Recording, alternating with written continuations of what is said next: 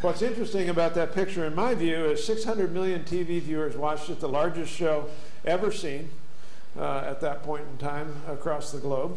That was 10% of the world's population at that time.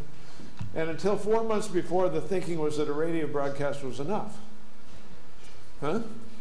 Question, if it had only been radio, would that have had the impact on the world that this picture did?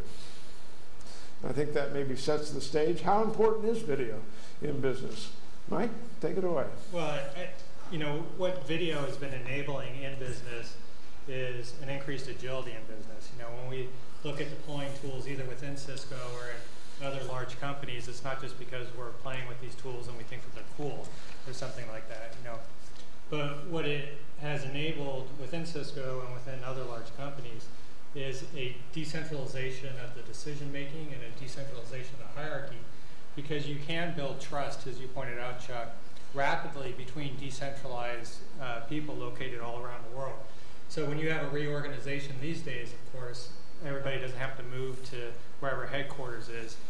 You can still connect and act as a trusted team from anywhere in the world, and that's incredibly powerful from a business perspective. When any company wants to change direction rapidly for whatever reason, these are the tools that are enabling it. You know, that brings up a thought. We did a study here at MediaX of 6 companies, 6 multinational corporations. Cisco was one. Cisco, IBM, Intel, HP, Microsoft. Can't remember all the companies, but you know, that gives you an idea. And the question was, how many of you work with someone across another continent on a weekly basis? And the answer was 3/4 of the professional staff. Then the next question was, how many such teams do you work on? And the answer was more than 3 for 2/3 of those people. So any question of co-locating, you know, in a new reorganization is just crazy. Couldn't happen. But the one I loved was, how many have never met their boss face to face? And the answer was 1 out of 5. 20% of these people have never met their boss face to face. Half never expect to. And without these video conferencing techniques, how would you ever be known by your boss? How could you get a raise? Yeah, absolutely. I mean, I'm a typical director at Cisco, and I've got people that work for me in London, Bangalore, the East Coast of the US, whatever. And I travel internationally about once a year. That would have been impossible just a few years ago, right? But I can have high quality face-to-face interactions with these people because of the video technologies that are available these days. So you say high quality face-to-face. Is it a virtual face-to-face, a real face-to-face? Well, so look, I don't think anybody, including Cisco, would debate that the best form of human interaction is still in person. You know, there's a reason that I'm here in person right now, and there's a reason that I walked over before the panel and shook Chuck's hand, right? I mean, that's still the ultimate form of human interaction. But what the higher quality video that is available today does is it comes closest to replicating that in-person experience, right? And that's really the differentiator between things like a YouTube quality video and a high quality telepresence type video. Now, I'm not saying that the YouTube quality video isn't extremely valuable. That's a whole different paradigm. And what we're seeing is the whole pie of video growing from the high end down to the YouTube type of video being recorded. But when you come to things like, can I get a raise, boss?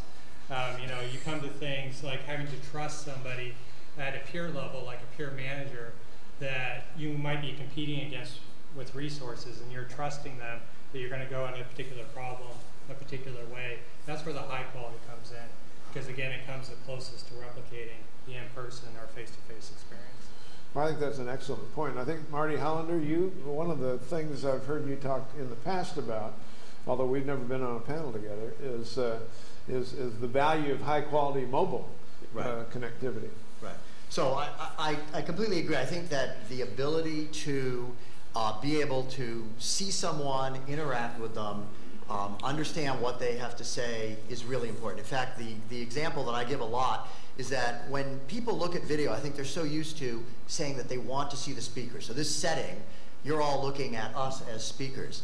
As speakers, though, and when you're in a meeting, what's really important is that you want to see how the audience is reacting. And so the reason for having many people in a meeting and have that high quality video is that it actually benefits the speaker. So I can see if somebody is nodding, oh, they're getting what I'm saying.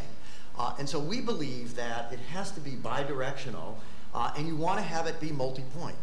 And the form factor for doing that, what we think is, it would be great if everyone had access to it from wherever they are.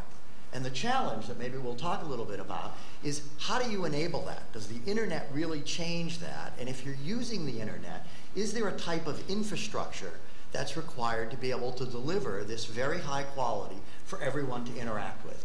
It's not all that valuable to be able to see someone either kind of blurry or at a slow frame rate, or sitting around a table and you can just sort of notice that they're there, but you can't see their reaction.